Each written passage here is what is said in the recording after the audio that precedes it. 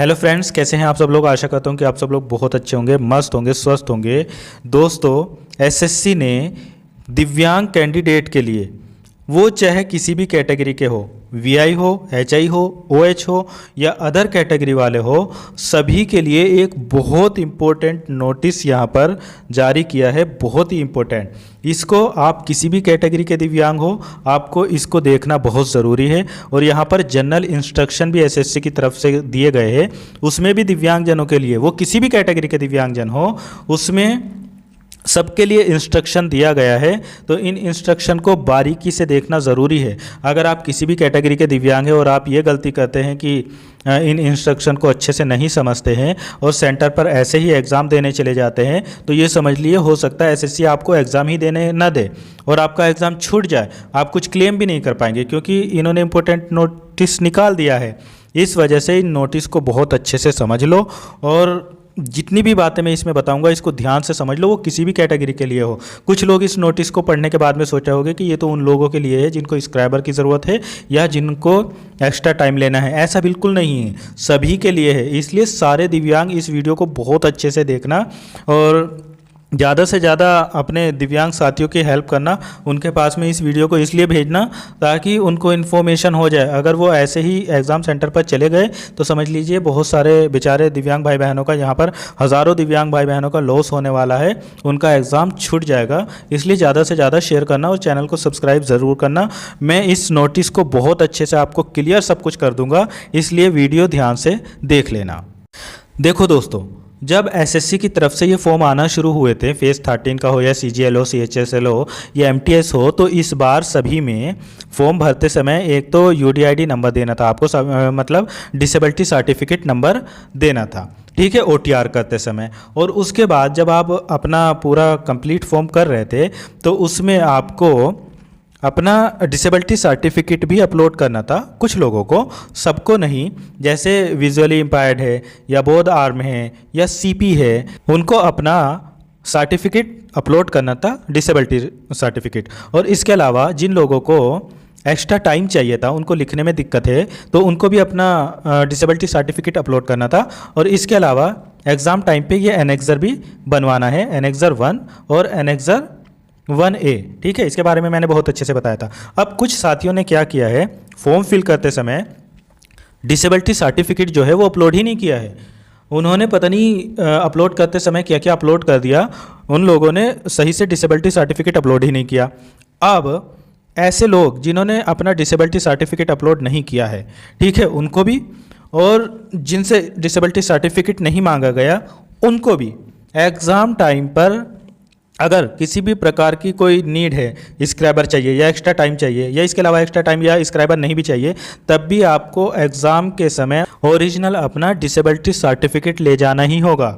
अगर आप exam centre पर अपना ओरिजिनल सर्टिफिकेट नहीं लेकर जाते हैं तो ये समझ लीजिए एसएससी आपको एग्ज़ाम देने नहीं देगी, आपको एग्ज़ाम सेंटर से बाहर कर दिया जाएगा। इसलिए जितने भी ऐसे डिसेबल्ड भाई बहन हैं जो वीएच हो, ओएच हो, ओए हो, कोई भी हो, कोई भी डिसेबिलिटी वाले हो, जब भी आप सेंटर पर जाना तो अपना ओरिजिनल डिसेबिलिटी सर्टिफिकेट, आधार वगैरह सब कुछ ज़रूर लेकर जाना। और जिन लोगों से एनेक्सर 1 और एनेक्सर 1A बनवाने के लिए कहा गया है, वो भी अपना ये एनेक्सर तैयार करवा के लेकर ज़रूर जाना। इसके बारे में मैं बता चुका हूँ पहले। अब कुछ लोग सोच रहे होंगे नहीं, बिल्कुल ऐसा नहीं है, इस नोटिफिकेशन में ऐसा तो बिल्कुल भी नहीं लिखा है। तो देखो, सबसे पहले तो वही लोग देख लो जिनको टाइम चाहिए था और जिनसे सर्टिफिकेट मांगा गया था, सबसे पहले तो वो लोग देख लो। देखो यहाँ पर साफ साफ लिखा है कि आपसे जब सर्टिफिकेट मांगा गया था तो बहुत सारे दिव्यांगजनों ने अगर सर्टिफिकेट अपलोड भी किया है, उसके बावजूद भी आपको अपना ओरिजिनल सर्टिफिकेट एग्ज़ाम के टाइम पर ले जाना है। आपको स्क्राइबर चाहिए या टाइम चाहिए या नहीं चाहिए, सबको ले जाना है। अब देखो, मैं दूसरे इंस्ट्रक्शन भी आपको यहाँ पर दिखा देता हूँ। तो दोस्तों, इन्होंने जो दूसरा इंस्ट्रक्शन वाला नोटिस जारी किया है, उसमें जब आप नीचे आएंगे तो आपको दिखेगा इंस्ट्रक्शन फॉर पीडब्ल्यूडी या पीडब्ल्यूबीडी कैंडिडेट। अब इसमें फर्स्ट नंबर पे आप ध्यान देना, फर्स्ट नंबर पे लिखा है candidate claiming PWD, PWBD status are required to bring the required original PH documents and copy thereof for appearing in the exam। अब इसका मतलब क्या हुआ इसका मतलब हुआ कि कोई भी पीडब्ल्यूडी कैंडिडेट या पीडब्ल्यूडी कैंडिडेट जो पीएच होने का दावा करता है या जो डिसेबल्ड है, पीडब्ल्यूडी है या पीडब्ल्यूबीडी है,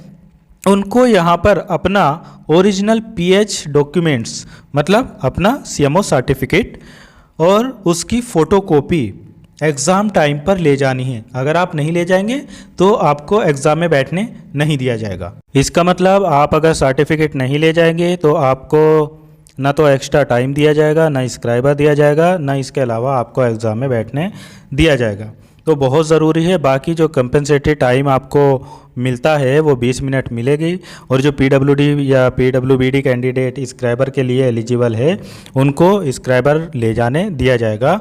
सब कुछ कोई दिक्कत नहीं है। बाकी स्क्राइबर ऐसा होना चाहिए जो उस एग्ज़ाम का फॉर्म ना फिल किया हो। ठीक है, तो ये सारी चीज़ें हैं। आपको ओरिजिनल डॉक्यूमेंट्स ले जाना बहुत ज़रूरी है। आप किसी भी कैटेगरी के हो, बाद में आप सोचो कि नहीं ये तो केवल एक्स्ट्रा टाइम या स्क्राइबर के लिए था, आपको भी दिक्कत आ सकती है। अगर आप में एक्चुअल में दिव्यांग है तो दिव्यांग सर्टिफिकेट ले जाने में दिक्कत क्या है?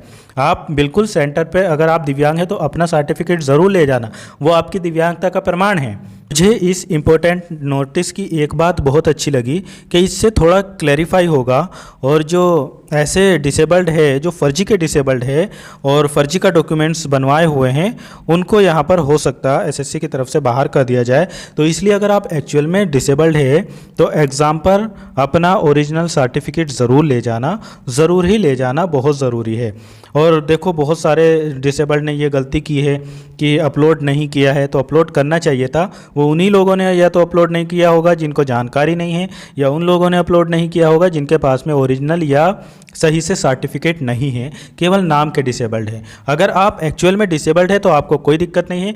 आप अपना ओरिजिनल और उसकी फ़ोटोकॉपी ज़रूर ले जाना, अपना फ़ोटो वगैरह सब कुछ अच्छे से पेपर देने जब भी जाना। जैसे फेज़ 13 का पेपर शुरू होने वाला है 24 तारीख से, तो इसमें आप बिल्कुल भी गलती ना करना, ज़रूर से ज़रूर अपने ओरिजिनल सर्टिफिकेट लेकर जाना। ठीक है, आपने टाइम के लिए यस किया हो या नो किया हो या कुछ भी, आपको ज़रूर लेकर जाना है वहाँ पर, ताकि दिक्कत ना हो। और बाकी इस इम्पोर्टेंट नोटिस के बारे में आप क्या सोचते हैं कमेंट बॉक्स में ज़रूर बताना। मुझे तो ये नोटिस अच्छा लगा, क्योंकि अगर हम डिसेबल्ड है तो ओरिजिनल हमारे के पास में सर्टिफिकेट होना चाहिए, जो हमारी डिसेबिलिटी का प्रमाण है वो हमारे पास में होना चाहिए। और उसको कभी भी कोई भी अगर देखता है किसी भी एग्ज़ाम में तो उसको देने में हमको कोई दिक्कत नहीं है, एक्चुअल में अगर हम डिसेबल्ड है तो। ठीक है, आप अपनी राय मुझे कमेंट में ज़रूर बताना। एक बार फिर से कह दे रहा हूँ, आप कोई भी कैटेगरी के दिव्यांग हैं, आप एग्ज़ाम सेंटर पे जाने से पहले अपने ओरिजिनल सर्टिफिकेट ज़रूर ले जाना, उसकी फ़ोटोकॉपी भी ले जाना, और अपना आधार वगैरह सब कुछ लेकर प्रिपेयर होकर तभी आप एग्ज़ाम सेंटर पर जाना। ठीक है, फिर मिलता हूँ किसी और वीडियो में, और इस वीडियो को ज़्यादा से ज़्यादा दिव्यांगों के पास में भेज देना, चैनल को सब्सक्राइब कर लेना। Thank you so much.